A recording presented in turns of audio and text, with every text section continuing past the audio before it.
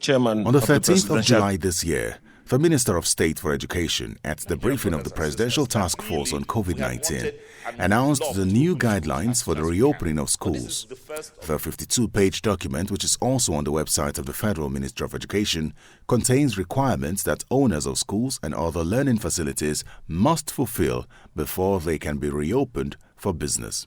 Some of these requirements include the training of teachers and other personnel on safety and hygiene, ensuring availability of an ambulance and access to testing and isolation centers, establishing a COVID-19 referral system, and the availability of adequate water, sanitation and hygiene facilities, as well as adherence to all other WHO and NDDC COVID-19 guidelines. These guidelines have, however, generated discussions among educationists. Most of these private institutions exist for other than the welfare of the masses. It's a function of government. Government owes it a duty to make sure that they are sufficiently educated on the implication of reopening schools. And of course, parents too.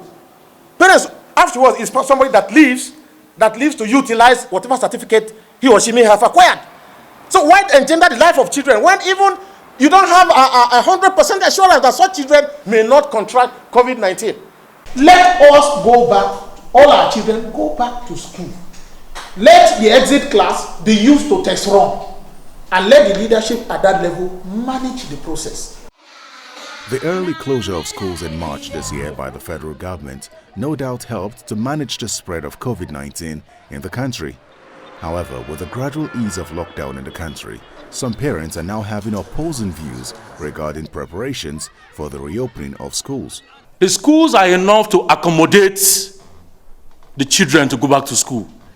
We are making this appeal so that their academic calendar will not be interrupted for the future of Nigerian child education.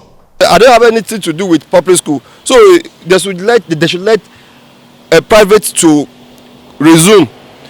It's just for them to take precaution. If they can take precaution from private school and let them know that the private school that is not doing well, they lock it back. I think it's better than make all the children be at home doing nothing. Whether or not schools should reopen for learning is a delicate balance that must be struck.